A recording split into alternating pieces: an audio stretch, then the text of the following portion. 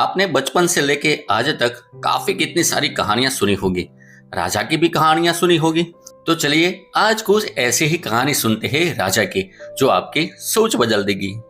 आखिर तक जरूर सुनना।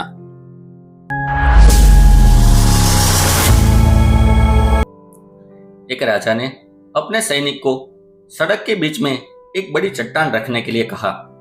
चट्टान को बीच सड़क में रखवाकर राजा ने अपने सैनिकों से चुपकर उस चट्टान पर नजर रखने के लिए कहा कि देखना उस चट्टान को रास्ते से कौन हटाता है। लोग उस जगह पर आते रहे और जाते रहे, लेकिन किसी ने भी उस चट्टान को रास्ते से हटाने की कोशिश नहीं की। उस चट्टान के पास से लोगों के गुजरने वालों में राजा के कुछ करीबी लोग और शहर के बड़े व्यापारी भी शामिल थे, और उनमें से कुछ लोग तो राजा को ही कोसने लगते कि क्या राजा इस चट्टान को भी रास्ते से नहीं हटवा सकता। लेकिन किसी ने भी उस चट्टान को रास्ते से हटाने का प्रयास नहीं किया। ऐसा काफी दिनों तक चलता रहा। एक दिन एक किसान अपनी सब्जियों के साथ उधर से गुजर रहा था। उसने चट्टान को रास्ते में पड़ा देखा और सोचा कि सबको इस चट्टान की वजह से कितनी तकलीफ हो रही है। उसने अपनी मजबूत लाठी से उस चट्टान को एक तरफ धकेलने की कोशिश शुरू कर दी।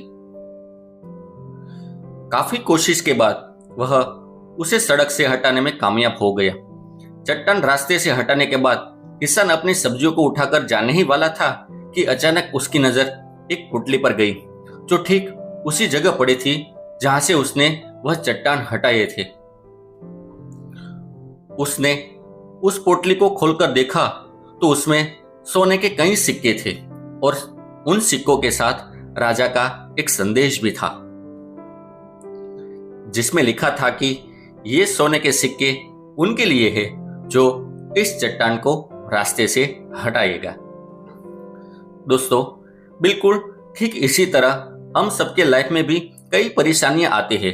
कुछ लोग उन परेशानियों से बचकर निकल जाते हैं और कुछ रास्ता बदल देते हैं, और चंद लोग ठान लेते हैं उन परेशानियों का हल निकाल लेने की, और ऐसे ही लोग मुश्किलों में संभावनाएं और संभावनाओं में छिपे अवसर खोज लेते हैं।